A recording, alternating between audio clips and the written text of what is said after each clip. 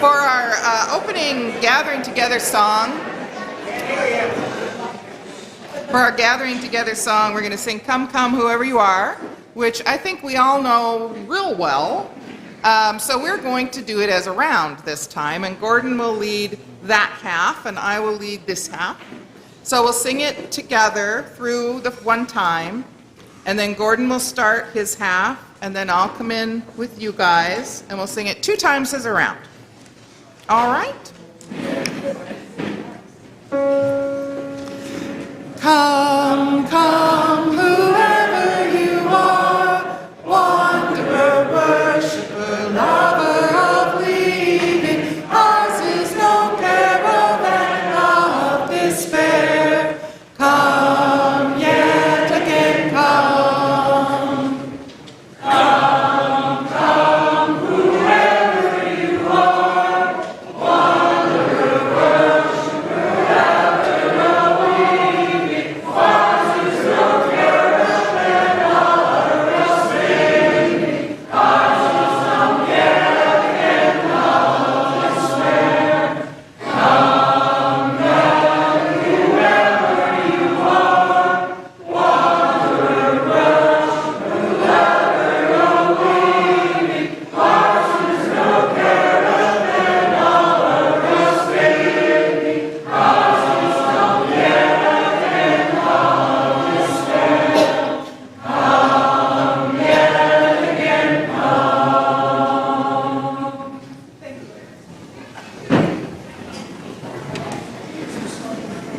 Good morning. Thank you so much for that. That was just the perfect song to begin with today. Those words, as many as you probably know, are translated from a poem by Rumi. In that final line, phrase, lover of leaving, is really translated from a word that means apostate, somebody who has left the faith. So I didn't choose that, but I think it's a great way to welcome each other today. Yeah. So welcome to the Unitarian Universalist Church of Spokane, where our mission is to join together to create a nourishing, liberal, religious home and to champion justice, diversity, and environmental stewardship in our wider world, or as we say in short, create community, find meaning, and work for justice. Welcome to one and all. I want to embrace, as always, all that you bring with you to this space, all of your unique beliefs, your background, your lifestyle, your experiences, your differences, all that helps make you who you are is welcome here this morning. And this includes those who hear me say this is an important part of our service each Sunday morning, as well as those who might be hearing it for the first time today. You're equally as welcome. And of course, it includes all of those. Maybe we have more watching today than usual online, but I also embrace all of you, no matter your reasons for being with us this morning. So thank you so much for being with us. A couple of quick announcements. One, this just in, we are selling sweet potato vines at the back of our Friendship Hall, and the proceeds will purchase shrubs and trees for our ground. So you can get some of those beautiful plants back there after service if you would like. Also, I don't know how many of you are familiar with the annual event at Finch Arboretum, which is called Freedom in the Arboretum on July 4th from 12 to 3. It's a family's been doing it now for 2 generations. And I was asked a few months ago if I would speak. They want a pot stirrer, and asked if I could possibly stir the pot.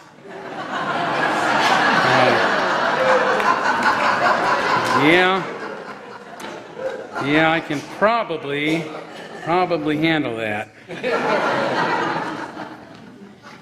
So you're welcome to come to that. It's a free event on July 4th. Also want to begin with an apology. As many of you know, probably most of you know who are here today, The book I gave away at the General Assembly has turned into quite the firestorm, I guess is the best way to describe it. And that resulted in me being asked not to return to the General Assembly about midway through. And when I honored that request, I also did not bring up any more of the many hundreds of books I had planned to give away. But I left a box at our booth. And that left some of our volunteers who were attending that booth as the receptacles for some hostility and maybe even feeling threatened. And I did not anticipate that. I'm so sorry. I have felt nothing but shame and sadness that I did not have the foresight to just have those books tucked away. So I ask for your forgiveness for that.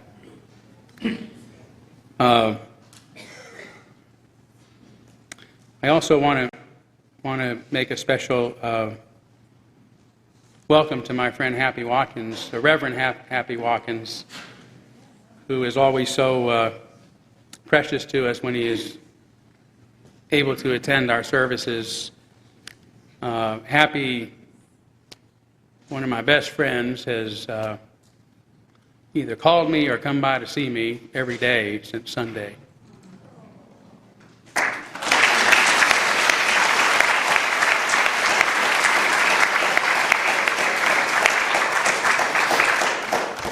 Love you, brother.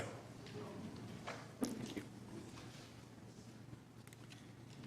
Okay, also another well, actually, I'm going to have Aria come up first and give some, make an announcement, and then I'll get back to you.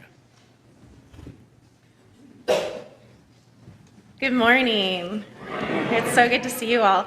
So I want to make sure that all parents in the room know that there is childcare provided for today's listening session. It will be in the Thoreau room. There is lunch and activities provided for those kids who are staying. Parents should go pick up their kids from RE and check them out, and then check them into the Thoreau room with our child care providers, just so we have a good flow of who is where and who's responsible for what kid. Thank you.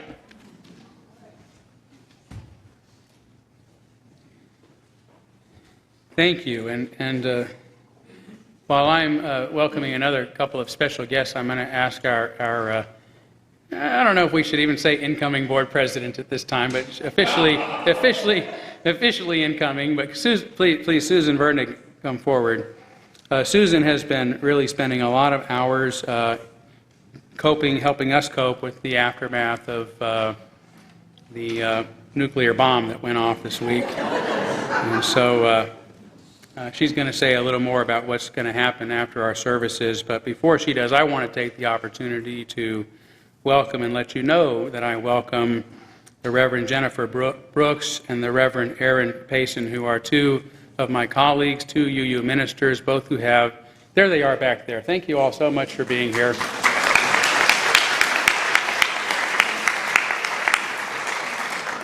They both came a long way. Aaron Payson came, his flight was delayed due to storms last night, and he only got about 2 hours sleep and is fresh here this morning, so we really thank you. They have lots of experience dealing with congregations that are in conflict, congregations that are potentially in conflict, and so they came here today to help lead our circles of conversation, so we thank you so much for that. And I'm going to turn it over to Susan now to say more about that. Thank you, Todd. Before I even get into that, this is the first time we have gathered as a community since General Assembly. And I want to acknowledge the more than 40 volunteers from our congregation who helped make that a success, who helped so many people, the 3,000 people who came to town. I also want to acknowledge the more than 20 of our members who participated fully in GA. And I want to call out a special thank you to Mary Lou Johnson and Bob Stilger, who were presenters at GA. And you should know it's a little bit unusual, not unheard of, but a little bit unusual for lay people to be given that prominent a role, and I'm so pleased that 2 of our members were asked to participate in that way.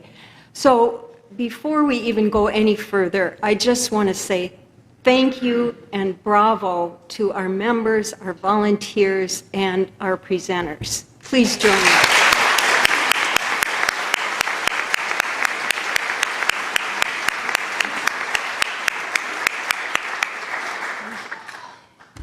Then, as your new board president, I want to say that your board and Todd, we've been working together this week and ended up inviting in those facilitators to help us come together as a congregation to listen to each other. I also want to emphasize this is only the start. This is the beginning. And I want to point out, as I think all of you know, when you have 3 Unitarians in a room, you have 4 opinions. And so I want to ask each of you to be gentle with the rest of us, because I've been hearing from so many of you, and we have people whose feelings, concerns, opinions, beliefs, they are all over. And I invite you to hold each other in a loving and respectful community. So, was I supposed to say anything else? No, that's good.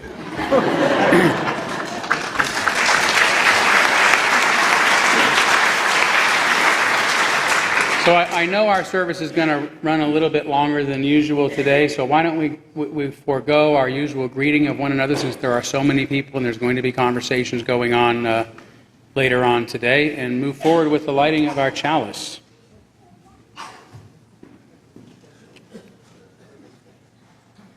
The chalice is a symbol of our faith, a symbol of Unitarian Universalism, the symbol of our unity and our solidarity, of our openness and our inclusion, of our community and our individual uniqueness. May this small flame be our offering of warmth to those who are cold and alone, and a light to those in darkness. May it be a flame that ignites justice in our world and a beacon of hope to those in need. And may it reflect at least a spark of truth wherever truth has been found, wherever truth has been lost, and cast a healthy shadow of doubt wherever it has been found. Thank you.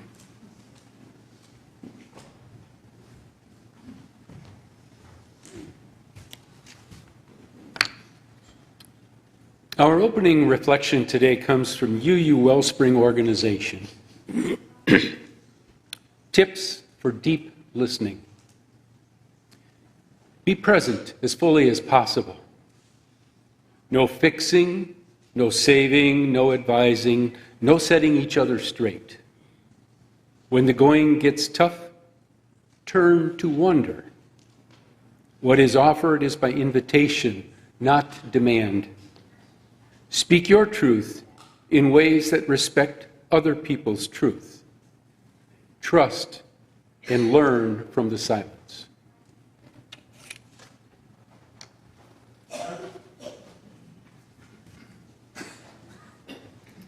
Please rise as you are willing and able to sing number 65, The Sweet June Days. Here we are, June 30th, so we're kind of singing them out, but it's a good song.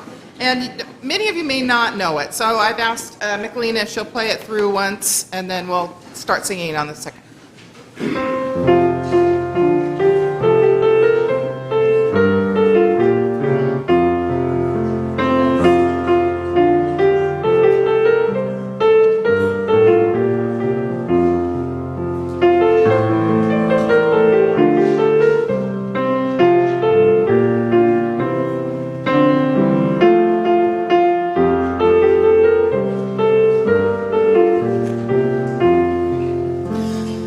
The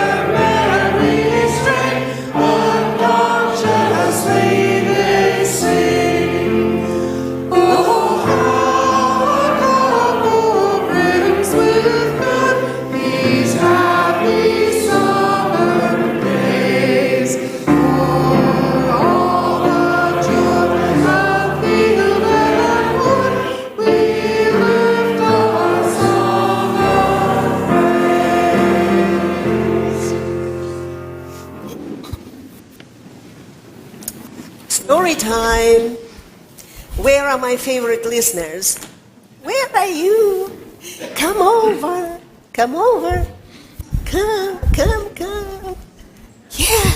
Yes. Because I love when you're here, and because this story is for you, of course, personally, for everybody, but especially for you.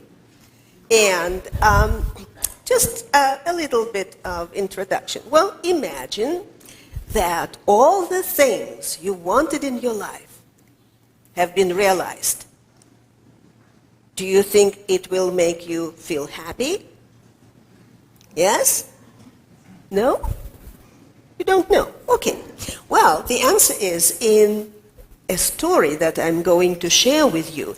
And this was written by my favorite Russian poet and writer, Alexander Pushkin. 300 years ago, he wrote this poem, The Tale of a Fisherman and a Fish. So here's my free interpretation of that tale. In a remote place near a very blue sea, there lived an old fisherman and his wife. The man caught fish with a net. One day, he pulled his net out of the sea and found only this tiny little goldfish. "What am I going to do with you?" said the man to himself when he heard this voice. "Let me go. You'll have a generous ransom.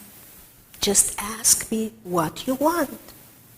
"Oh, no," the fisherman replied. "I don't want any ransom." And he let the fish go. When he came home, he told his wife about a miracle event, a talking goldfish. Disappointed with her man, coming home empty-handed, the woman said,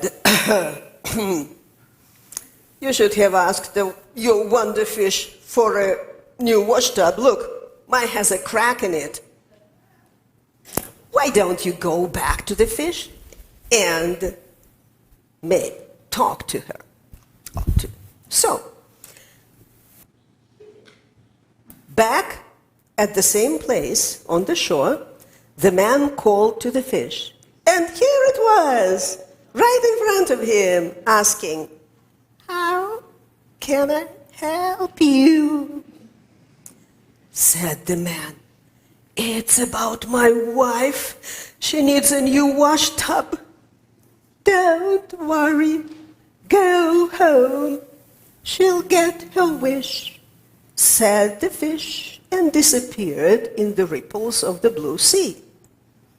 When the man came home, the wife was sitting by a new wash tub, grumbling, "Big deal. Got a new tub. Can't you see this old cabin is falling apart? You should have asked the fish for a house. Off you go and make a better request." Well, the fisherman went to the shore again. The sea looked darker than usual. After the man's calling, the fish swam up to him and said, "What can I do for you?" Apologizing, the man told the fish about his nagging wife who wanted a house. "No problem, you'll have a house," said the fish, and immersed itself into the waters of the deep sea. What do you think the man found when he came home? Guess? A house. Well, yes. His wife was sitting by the window of a new house, greeting him like this. "Here you are, a simple-minded fool. Am I supposed to do all the housekeeping by myself? Go back now. and tell the fish I want to live like a noble person with servants working for me. Slowly and sadly, the man walked back. The sea looked really rough this time. He called to the fish several times until it appeared on the top of a big wave. With respect to the fish, the man said, "Your Majesty, fish, my old woman is still unhappy. She wants to be a noble person and have servants working for her." "Let it be her way," said the fish, and swam away.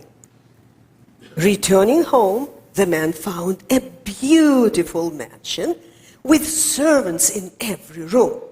"At last my woman must be happy," thought the man to himself. Do you think so? No. You know the answer. No. A couple of weeks passed, and the servants brought him a note which read, "Report to the fish, I want power over the earth and the ocean, and they want this goldfish to serve me personally." Back at the meeting place, the old man could hardly hear his voice when he was calling to the fish through the sounds of the stormy sea.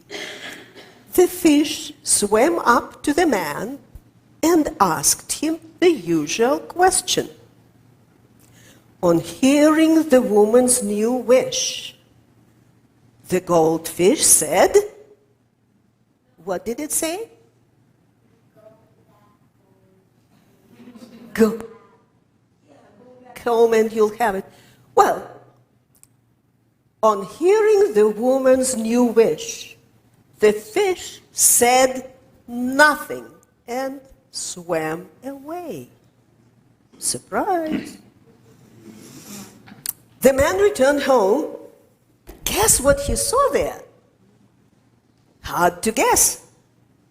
He saw his old cabin and his wife sitting in front of her cracked washtub. Yeah. Question.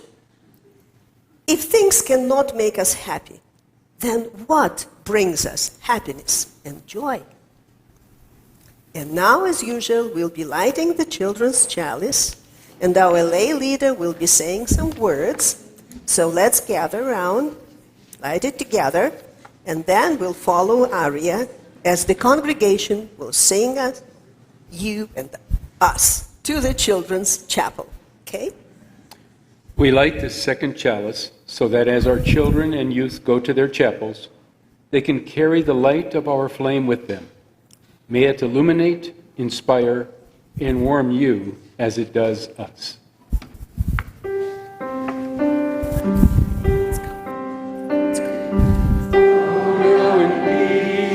Go now in peace.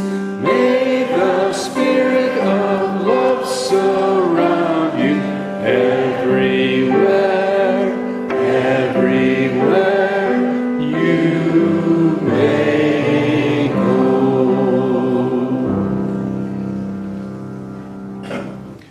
We now gratefully give and receive this morning's offering, which sustains this community in its mission to the larger world.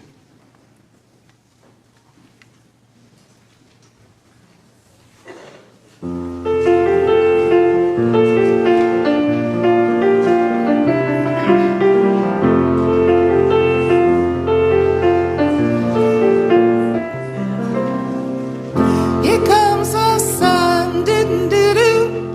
Here comes the sun, and I say, it's all right.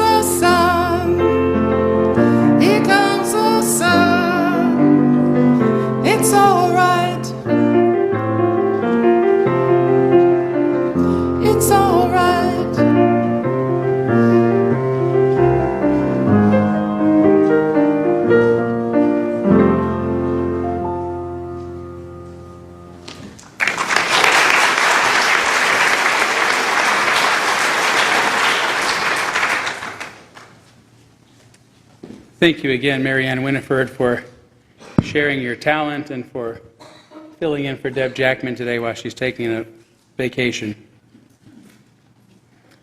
We're now going to kindle our candles of care for those who are most on our hearts and minds this morning.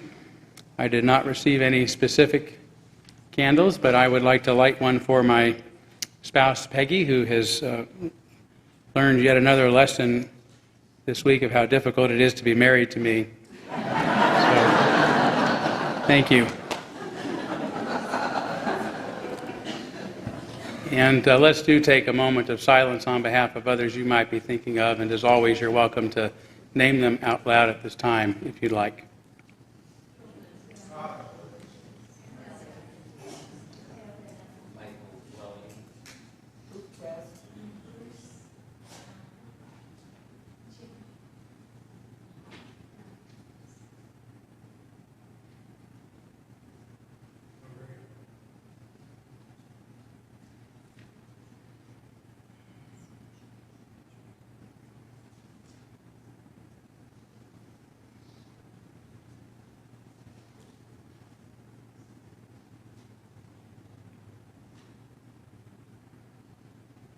Those named aloud and those embraced in our silence, and all those who are suffering in our world at this hour, we hold in our community with compassion.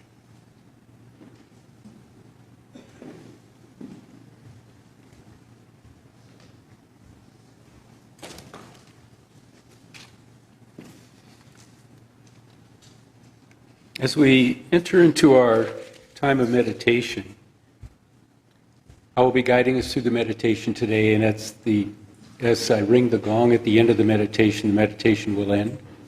So please find a comfortable position. Put your feet on the floor, close your eyes if you want, relax. Take a deep breath and reflect on these words, breathing in and then breathing out. Breathe in, I am aware of my pain. Breathe out. I am aware that I am not my pain.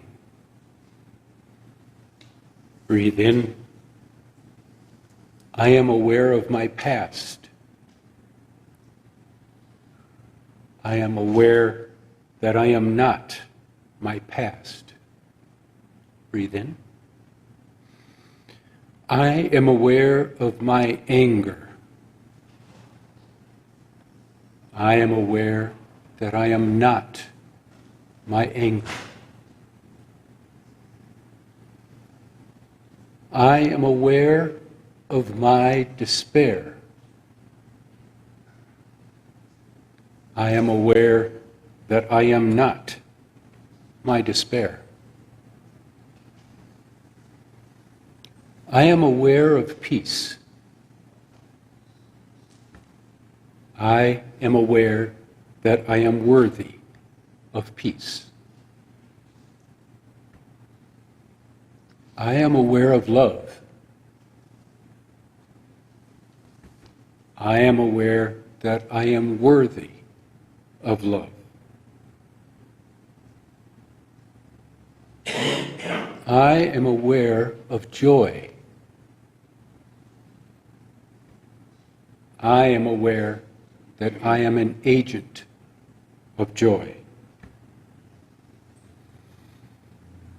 I am aware of hope. I am aware that I am an agent of hope. I am aware.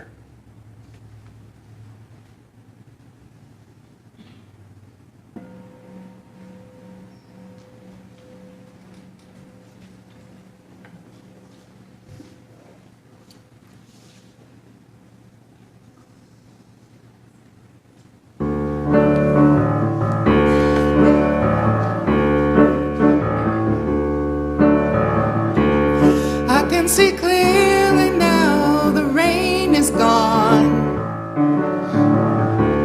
I can see all obstacles in my way. Gone are the dark skies that had me down. Gonna be a bright, bright, sunshiny day. Gonna be a bright, bright, sunshiny day. I think I can make it now, the pain is gone. All of the bad feelings have disappeared. Here is the rainbow I've been waiting for. Gonna be a bright, bright, sunshiny day. Look all around, nothing but blue skies. Look straight ahead, nothing but blue skies.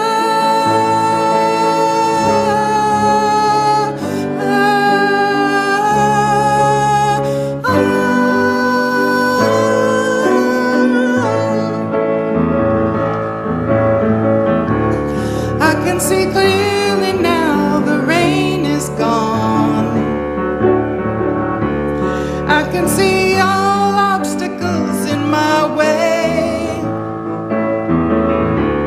Gone are the dark clouds that had me blind. It's gonna be a bright, bright, sunshiny day. Gonna be a bright, bright, sunshiny day. Bright, bright, sunshiny day.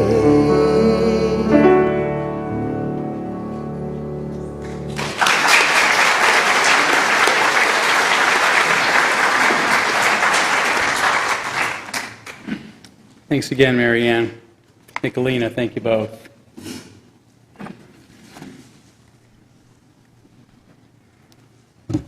Since I wasn't expecting the week to turn out the way it did before I planned this message, I've changed the title just a little bit. It is now actually titled A Message from a Unitarian UU, Committed to Freedom of Conscience, Reason, and Our Common Humanity. We'll begin with a reminder that in 1887, 74 years before Unitarian Universalism existed, the Spokane Unitarian Society was founded and established bylaws stating the authority of its belief is reason, the method of finding its beliefs is scientific, its aim is to crush superstition and establish facts of religion, and its first principle is freedom of opinion and is subject to no censure for heresy. On November 7th, 1911, John H. Dietrich gave his first sermon to the Unitarian Society here. Dietrich had just been excommunicated from the Dutch Reformed Church, the only minister it has ever convicted for heresy, but was nevertheless fully embraced by our Spokane congregation, which he served until 1916. He first began calling himself a humanist here, not merely because he no longer believed in a personal God, but because he believed in human agency, in human dignity, in human welfare. He went on to become known as the father of religious humanism, was one of the 34 original signers of the Humanist Manifesto, almost half of whom were Unitarian ministers, and remains one of the most popular speakers in Spokane's history. On November 7th, 2011, exactly 100 years to the day that Dietrich gave his first sermon, the Unitarian Universalist Church of Spokane installed Todd Eckloff as its minister. Since then, I have done my best to minister to the beloved members of this congregation through the tremendous loss of so many of our dear friends, through the political disaster our nation now faces, through the internal disagreements we sometimes face, through the ill feelings my hard decisions sometimes stir in others, through my own shortcomings, failings, and ineptitude.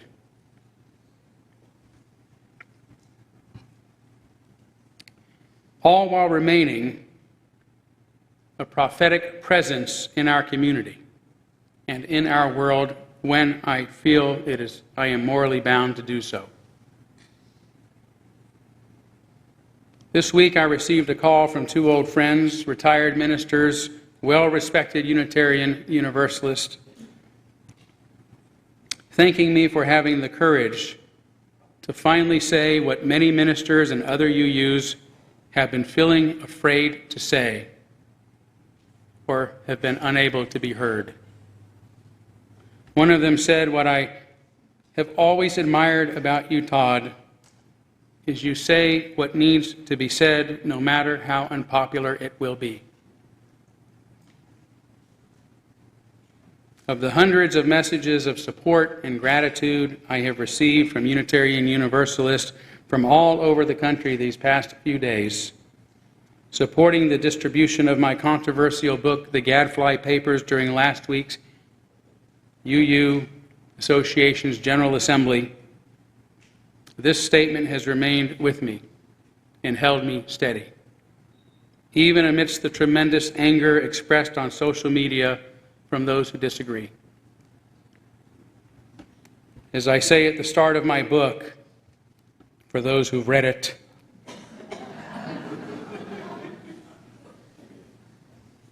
I can't allow my wish to get along, to simply go along.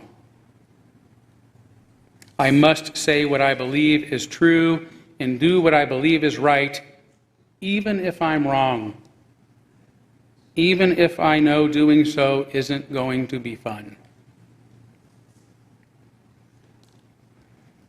This seems to be some driving force within me, perhaps the result of my own oppressive childhood. I don't know.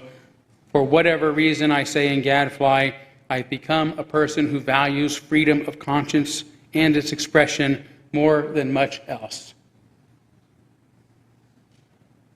For this reason, I want to begin by saying how grateful I am to all the members of this congregation who have offered your welcome words of support to Peggy and me during the past week.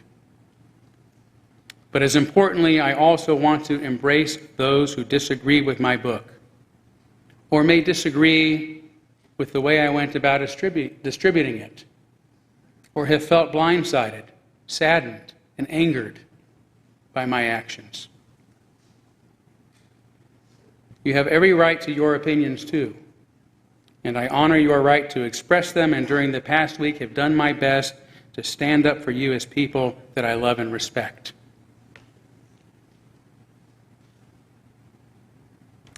I want you to know my intention was never to hurt anyone. Please know that I am willing to talk with you, either in person or in a group context during the coming days and months.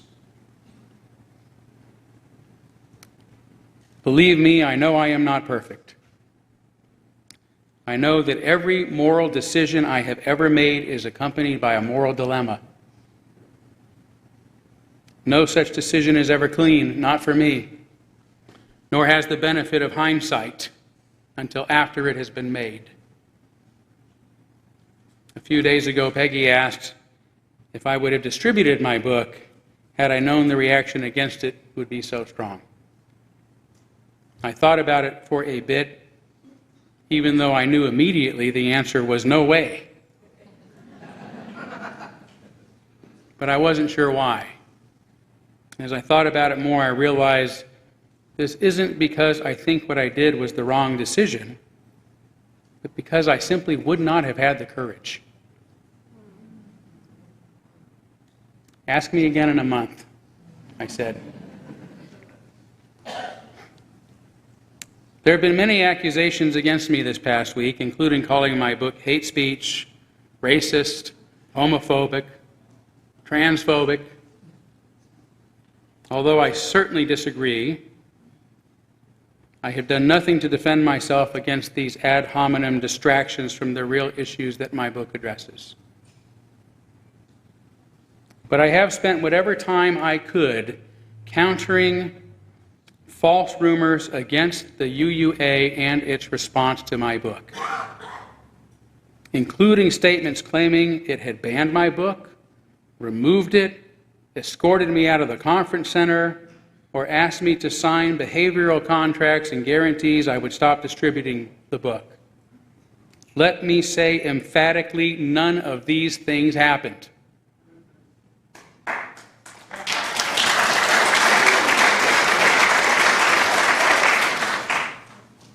From my standpoint, the UUA leadership has treated me with respect and dignity, just as I respected their request to give them the space they needed during the remainder of the General Assembly. They have respected my request for the space I need. Any inappropriate comments and disrespect expressed toward me this past week have not, to my knowledge, come from UUA leadership. Nevertheless, there is one rumor I am compelled to address: that I was unwilling to meet with the UUA Right Relations team. I did meet with the Right Relations team on Friday evening, only a few hours after I began distributing my book or giving it away. And I am grateful to two members of this congregation who accompanied me and bore witness to that meeting.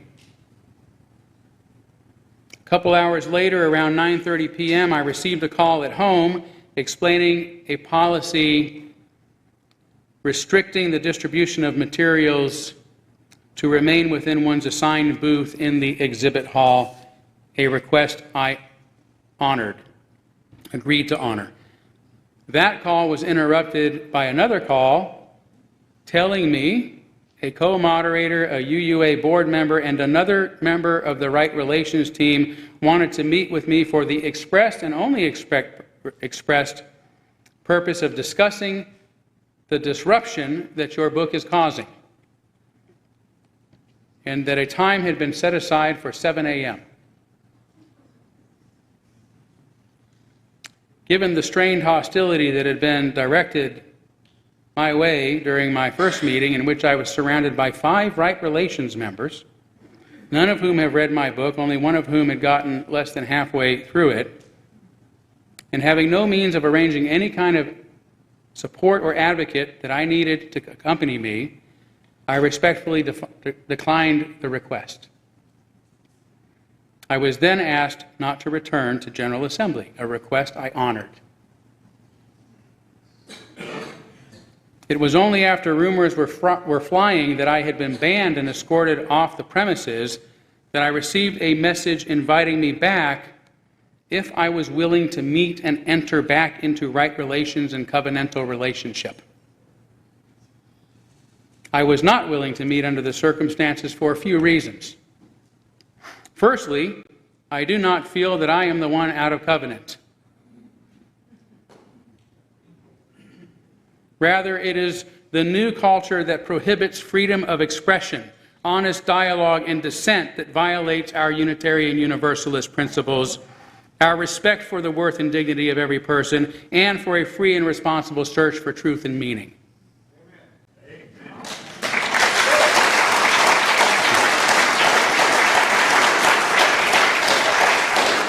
In fact, I feel that I am in right relations with our denomination for having the courage to call us back to these principles.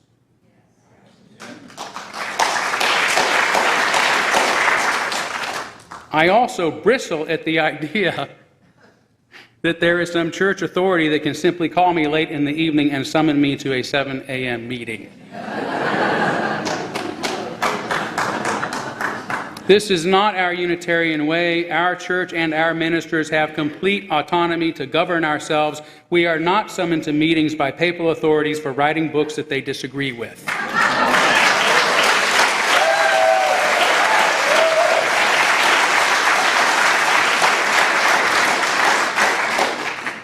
More importantly, in our denomination, ministers have a right to have advocates with them in such meetings. We call these advocates good offices. I was also called last weekend by a colleague who strongly advised me not to attend any meetings until I had had time to establish good offices, and also suggested that I probably should not have attended the first meeting to begin with. So I'm not sure how it became known that I received a later communication inviting me back into right relationships and covenant, which was not the original language of the request, that I had refused before being asked not to return. But this is not how I remember the events. I want to take a few moments now to say a little bit about my book, its distribution, and what for me is the surprising response to it. I knew there would be some backlash, but not that it would create a firestorm only a few hours after I began giving it away before anyone could possibly have had time to read and consider it. That's on me. That was a serious miscalculation. Given the phenomenon I have studied and wrote about in the book, I should have known. A more serious mistake, again, was leaving a box of books at our booth after I had agreed not to return to General Assembly. Although I stopped distributing the remaining boxes of hundreds of books that I had planned to give away, I did not think to ask that the remaining boxes be tucked away. I could not have conceived that some Unitarian Universalist would verbally assault some of our volunteers, and I do feel much remorse and shame over this, and have done my best to call those who I know of who were directly impacted and offer my apologies. By the way, again, in defense of our UUA leadership, there has been another rumor going around that the UUA confiscated those books. I have been told to clarify the matter that representatives from one specific group in the exhibit hall at the time were responsible for taking those books, and that it was a UUA official who asked that they be returned. I wrote my book alone. It's mine. I'm responsible for it. Again, I am sorry for any unintended hostility that has been directed at any of you or our congregation in general because of it. Although I've spoken about some of my concerns in the book from the pulpit over the past months, let our board know that I was writing a book I intended to give away at the GA, and I expected it to draw some hostility in my direction eventually, as well as the nature of the book, and stated my intentions during our annual meeting and in my annual report. I did not share the book with our membership prior to the GA, except for a couple of people who helped me edit it for typos or helped defer the cost of its printing. This book is an expression of my personal freedom of conscience and was in no way a Unitarian Universalist Church of Spokane project. Once again, I deeply regret any blowback any of you have received and any negative comments about our church that have been expressed. This was not expected, nor was it my intention, of course. I'm not going to go into the contents of the book here. I have plenty left over. They are free. You can take one and read it for yourself. They're outside our office door on the way out. If we're running out, I have one more box out in the car I'll bring in and set out there as well. Rather, what I would like to turn to now is what I believe is the most important part of this conversation. I'm talking about the rise of fascism and groupthink in American society, especially as it is manifesting on the far left. I've long considered myself about as left as liberals come. But that's not true anymore. Not because I've become more conservative, but because the fringe to the left of me has become so extreme, it's just about come round right. It now resembles creedalism, given its obsession with the purification of language. Dogmatism with its refusal to permit dissenting voices. and fundamentalism with its readiness to demonize anyone who disagrees. As many of you have heard, less than a day after distributing it, more than 300 claiming to be UU ministers signed a letter condemning my book. I do not wish to disparage their decision to do so in any way. I leave it to others to decide the merits and wisdom of doing so. Here I would only point out that the letter confirms the very ideologies I take exception to within my book. It states, ideas and language can indeed be forms of violence.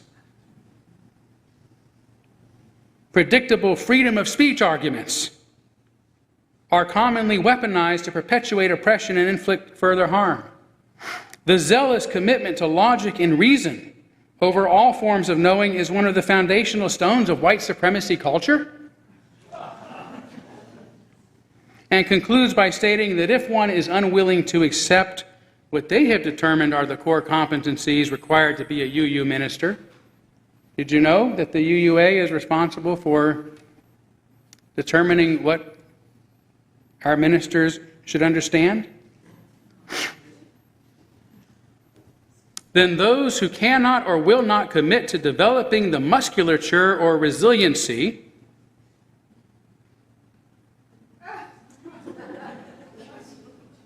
humility and lifelong learning required may indeed find that UUism is no longer an appropriate home.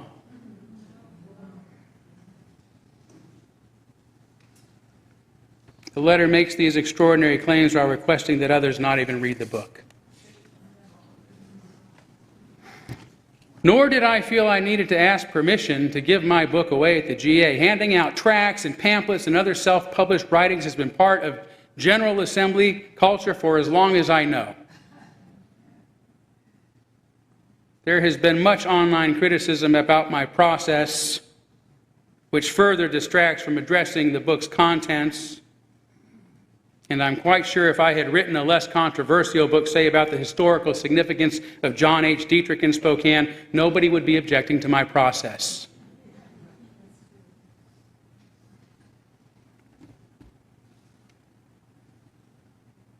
As one who has been in touch with other UU ministers over recent years and heard about what's happening to some of them, I could not, in good conscience, simply play it safe by saying nothing anymore. It's not who I am.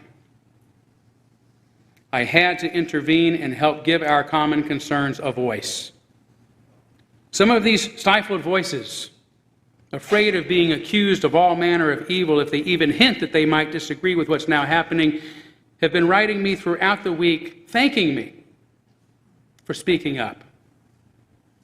One of them, for example, a layperson, wrote, "Under the continuing ferment, many of us out here are supportive of your book, and we find more people every day who have found the courage to stand up. So be of good heart and of good cheer. Your words needed to be said."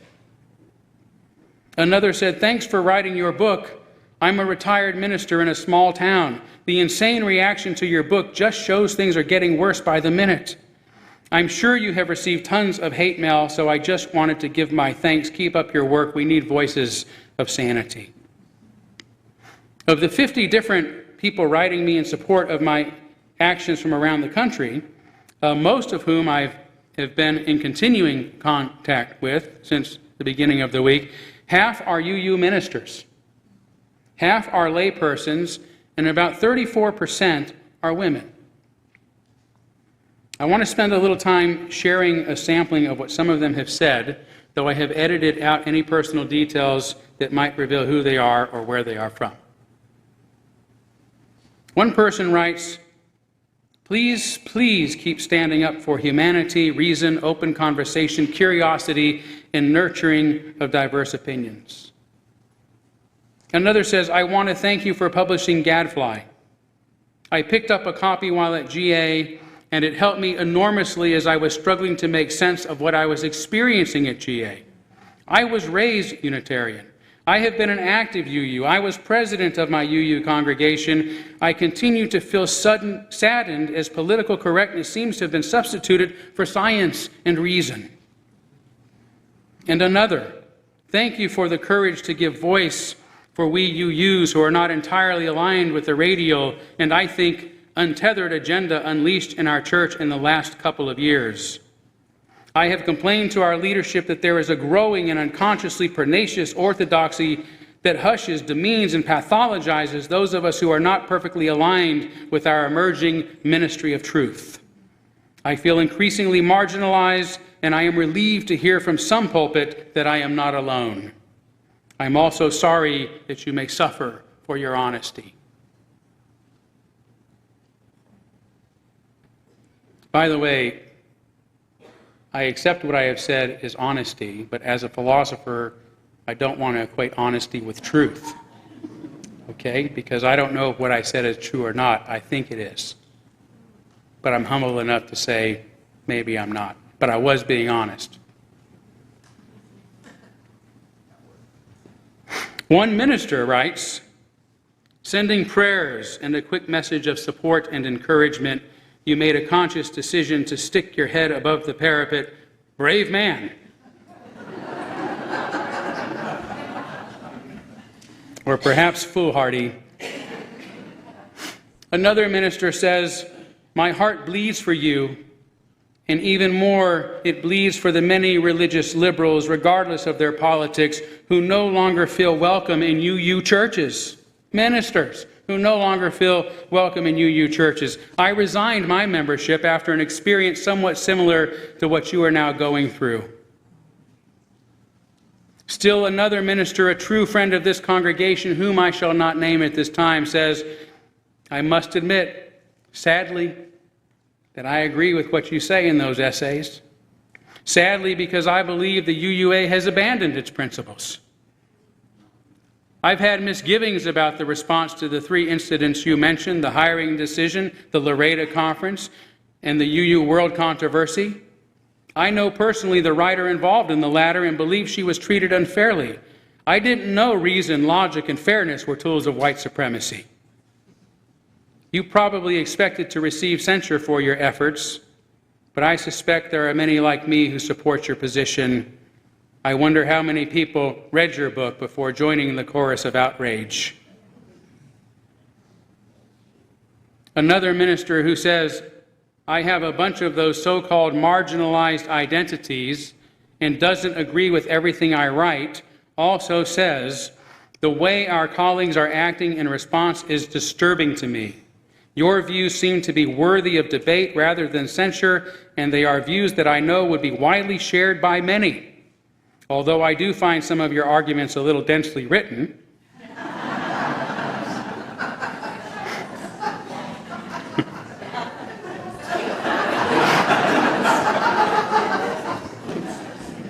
Not wrong, but not clear and easy to understand. I agree with you that current trends are endangering the liberal religious tradition of the conflict of ideas leading to a wider truth. Another fairly new to ministry says becoming a UU minister was bittersweet.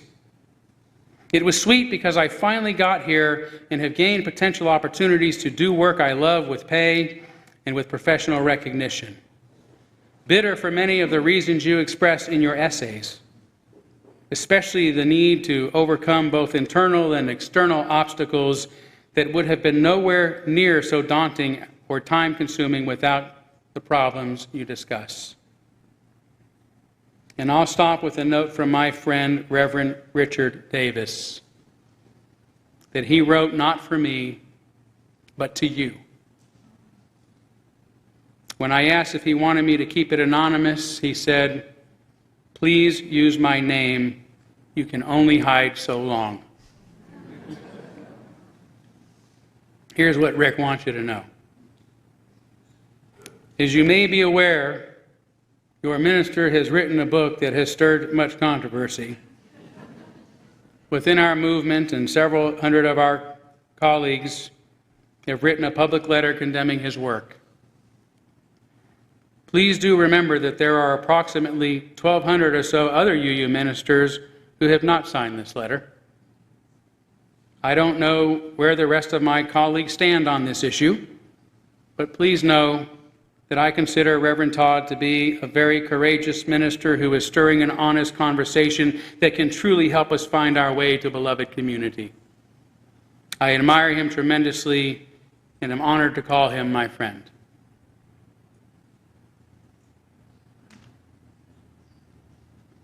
I could have filled this entire sermon with similar messages and statements and still not exhaust all of them. I cite a few here not merely to prove I have much support, but to prove whether everyone agrees with us or not, there are too many of us. Too many Unitarian Universalists, too many persons who have been hiding in the shadows beneath the heavy cover of silence. And I took it upon myself to give voice to all of us because that is what I am called to do. And I hope and I feel confident that by doing so, our denomination will now have to have an honest, open, and eventually respectful conversation. For those colleagues who wrote the infamous 300 letter, or have been demeaning me on social media, I hold nothing but love and respect for you and your right to express your mind. For those dear souls with marginalized identities, my non-white sisters and brothers, my gay sisters and brothers, my transgender sisters and brothers, my differently enabled sisters and brothers, and anyone else who has experienced my words as frightening and injurious, I am deeply sorry for your emotional pain. Please know that this was never my intention, and I will continue to do my best to weaken and eliminate the systems that discriminate and oppress anyone in our society and in our world, as I have steadfastly and bravely done throughout my 20 years of ministry.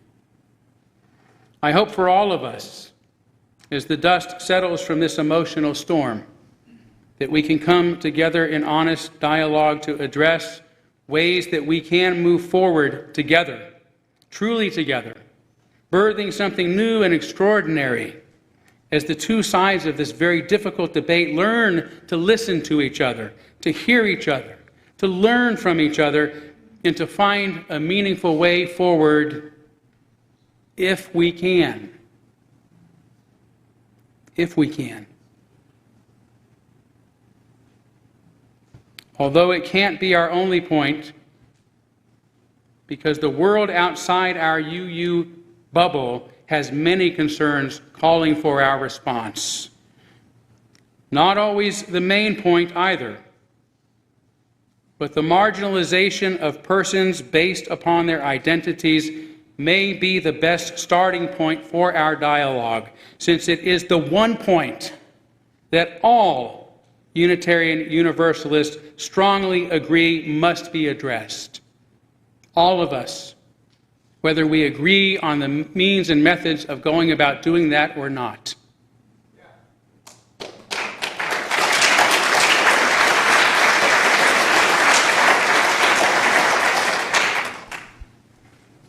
I'll close this longer than usual sermon with the following anecdote. When I was in college, a fellow ministerial student who had been a fourth-generation Jehovah's Witness before becoming Southern Baptist.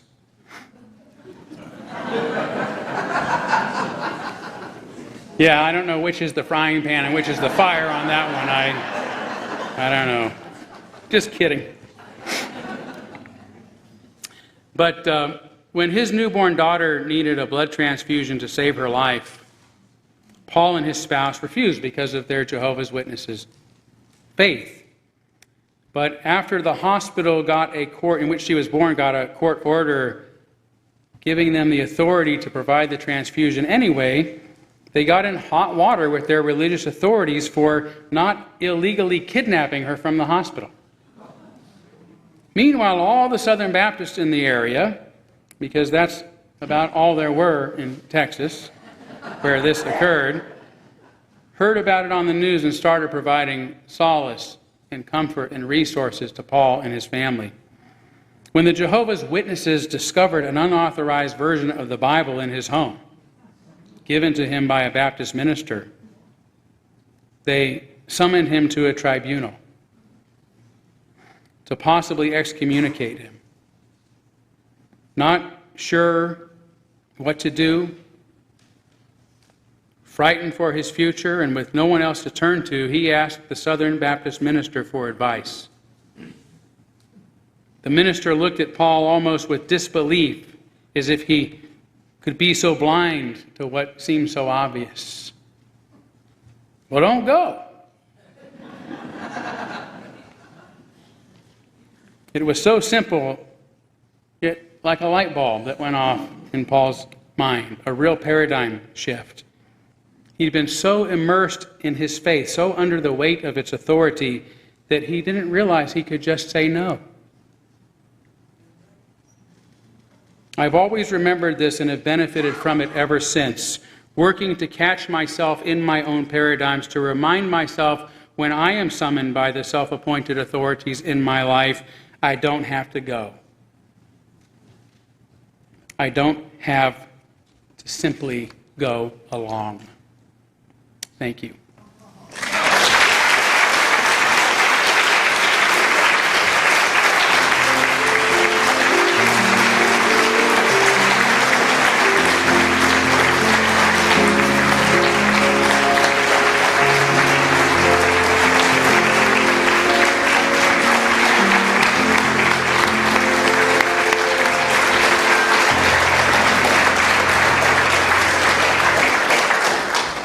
We're going to close without singing the final hymn, so if you please join hands.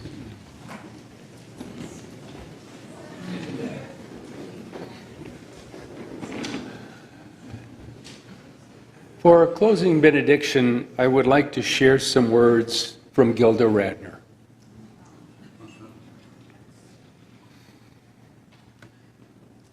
I wanted a perfect ending. Now I've learned the hard way that some poems don't rhyme and some stories don't have a clear beginning, middle, and end. Life is about not knowing, having to change, taking the moment and making the best of it without knowing what's going to happen next. Delicious ambiguity. Amen. Blessed be. Salam alaikum and shalom.